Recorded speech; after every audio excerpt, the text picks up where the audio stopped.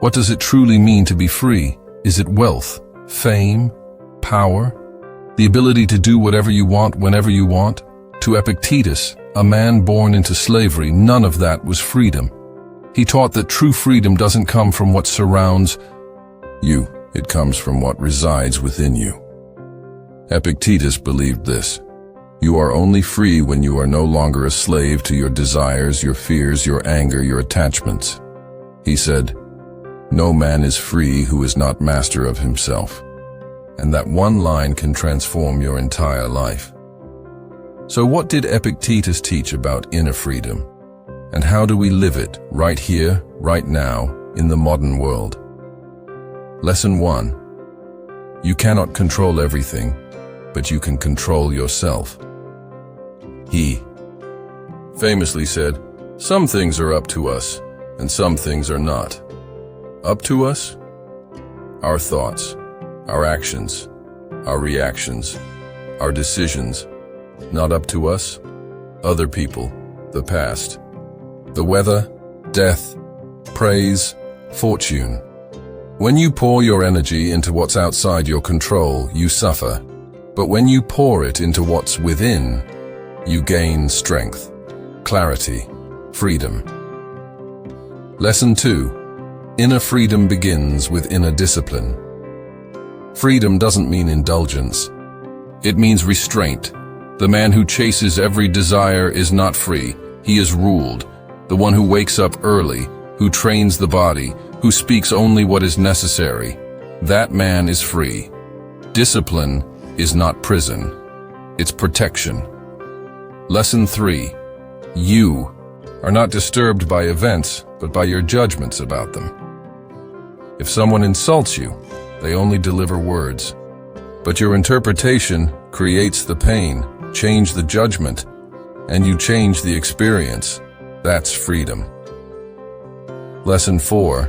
Practice detachment. Epictetus said, "Try to enjoy everything, but never get attached to anything." Why? Because all things are borrowed. Your house, your health, your status, your loved ones. Enjoy them deeply, but be ready to let go. Attachment creates chains. Detachment opens your hands. Lesson 5. Accept fate willingly. Amor fati, love your fate. When something happens that you didn't choose, respond like a Stoic. This too is part of my path. Acceptance is not surrender, it is alignment. 2. Fight reality is to imprison yourself, but to work with reality, that is freedom. Lesson 6. True power lies in choice. They can take your job, your money, your reputation, but they cannot take your ability to choose your attitude. Every moment you get to choose. Will I react with anger or reason? With fear or courage? With bitterness or gratitude? That is your superpower. Use it. Lesson 7. Know what is truly yours. Your body may fail. Your possessions may vanish. Your relationships may shift. But your character, your virtues, your mind, that is yours. Build that. Invest in that. Stand guard over that. Because everything else can be taken, but not your integrity. Lesson 8. Practice freedom daily. Freedom is not a moment, it is a practice. Each time you pause before reacting, you train it. Each time you choose effort over ease, discipline over distraction, you earn it. Each time you say no to what tempts and yes to what strengthens, you grow it. And in time, you become unshakable. Epictetus never ruled an empire, never lived in luxury, but he taught emperors, and his words still echo through time. Because he knew a timeless truth. Freedom is not granted by others, it is built within. So today, if you want to be free, stop chasing control and start cultivating the only thing that truly belongs to you. Your mind. That is where freedom begins. and that is where it will always live. But how do we build this kind of freedom? In a world that constantly pulls at our attention, our identity, our worth. Step 9. Guard your mind like a fortress. Epictetus said, "If a man has a mind to be free, let him be so." It begins with guarding your thoughts, filtering your inputs, choosing your influences. You don't allow garbage into your home. Why allow it into your mind? Read what uplifts. Listen to what strengthens. Walk with those who challenge you to grow. Your mind is the citadel. Strengthen the walls daily. Step 10.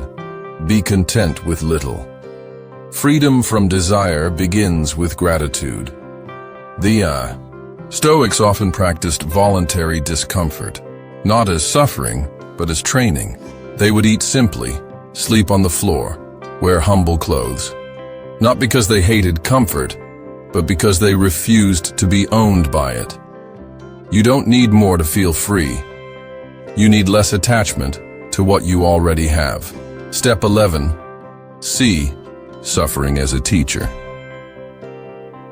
When difficulty strikes, the average man complains. The Stoic learns. Epictetus said, "Difficulties are things that show what men are. They test your character. They reveal your strength, or expose its absence." Every hardship is a chance to choose courage over collapse.